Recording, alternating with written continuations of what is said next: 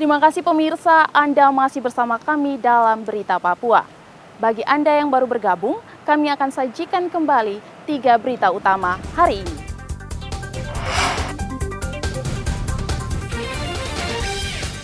Belasan tenaga kesehatan dikirim ke Kuyawage untuk menangani warga yang sakit akibat kelaparan. Buronan KPK, Bupati Mamberamo Tengah diduga berada di ibu kota Papua New Guinea.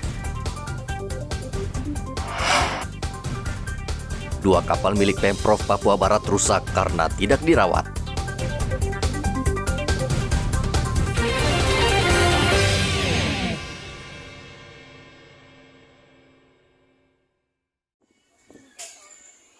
Hingga saat ini masih banyak warga di Merauke yang ingin divaksin COVID-19. Mereka mendatangi sejumlah fasilitas kesehatan untuk mendapatkan vaksin dosis 1 maupun 2. Sebagian besar warga yang terlambat divaksin itu karena takut setelah mendengar pemberitaan yang menyebutkan vaksinasi COVID-19 justru berbahaya bagi kesehatan. Sekarang ini mau vaksin ya, Bu? Vaksin yang keberapa, Ibu? Pertama. Nah, ini kan sudah cukup lama Ibu vaksin pertama. Kenapa Ibu baru mau vaksin pertama ya, Bu? Saya kan ada riwayat tensi. Ini saja sudah tensi naik lagi. Naik lagi. Ya, jadi saya disuruh tunggu lagi 15 menit. Oh gitu. Ya. Jadi memang selama ini yang pertama itu memang karena takut apa karena penyakit itu, Bu? Tensi itu. Karena tensi itu kayaknya. Tensi itu. Iya. Tapi memang pada waktu sudah pernah mau vaksin terus dibatalkan. Iya. Atau baru kali ini baru mau vaksin? Di pasar sudah ambil formulir juga. Tapi ya tahu tensiku tinggi jadi. Tunda ya? Iya, tunda.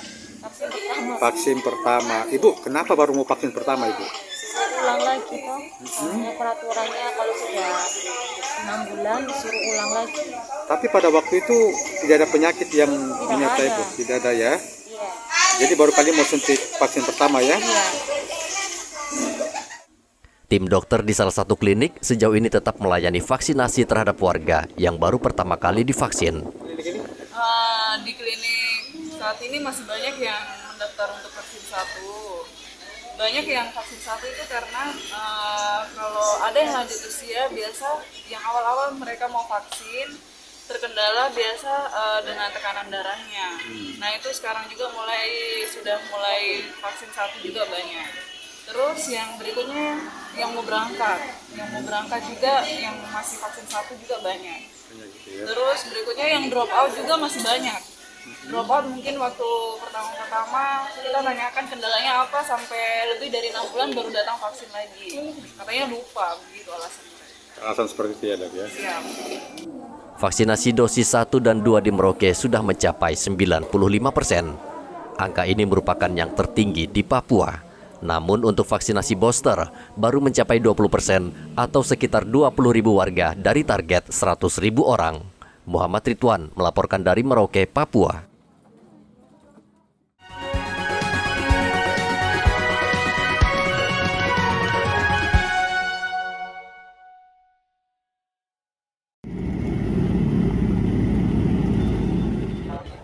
Penjabat Bupati Mapi dan Ikatan Motor Indonesia atau IMI turun ke jalan membagi-bagikan 2.000 bendera merah putih kepada warga untuk merayakan Hari Ulang Tahun Republik Indonesia. Mereka menempuh perjalanan sejauh 20 km dengan sepeda motor untuk membagi-bagikan bendera di kampung-kampung. Penjabat Bupati tampak bersemangat, konvoi melintasi jalan ke kampung-kampung terpencil untuk bertemu dan meminta warga agar mengibarkan bendera merah putih.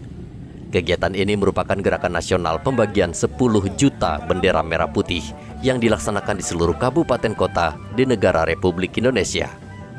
Semoga penyerahan bendera merah putih ini kepada seluruh masyarakat dapat meningkatkan rasa cinta tanah air kepada bangsa dan negara dan juga memupuk rasa persaudaraan, solidaritas, persatuan bangsa, terutama kepada adik-adik kita, anak-anak SD, SMP, sehingga rasa cinta tanah air tetap kita pupuk sejak dini dan kita bangga menjadi warga negara Kesatuan Republik Indonesia di atas tanah Papua.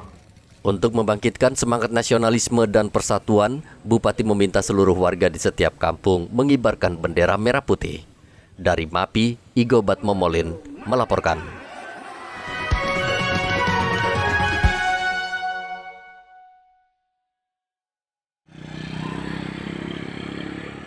Pemerintah Kabupaten Merauke menggelar turnamen sepak bola usia 23 se-Papua Selatan. Turnamen dibuka Selasa kemarin oleh Bupati Merauke dengan melakukan tendangan pertama. Pertandingan perdana, Persibodi asal Bovendigul melawan tim asal Kabupaten Merauke, yakni Bolem 98 di Stadion Katalpal. Turnamen itu digelar di 3 stadion, mulai dari pembukaan di Stadion Katalpal dan 2 stadion lainnya di babak 16 besar hingga final pada 4 September mendatang. Kompetisi itu digelar untuk meramaikan Hari Kemerdekaan Republik Indonesia ke-77, serta menjaring bibit pemain muda sepak bola untuk bergabung dalam tim Persimer atau Persatuan Sepak Bola Merauke yang bakal berlaga pada Liga 3. Tahun ini kita melibatkan 32 tim yang terbagi dalam 8 pool. Dan yang saat ini pertandingan pertama yaitu Bolem 98 melawan Persibodi Bovendigul, tim dari Bovendigul.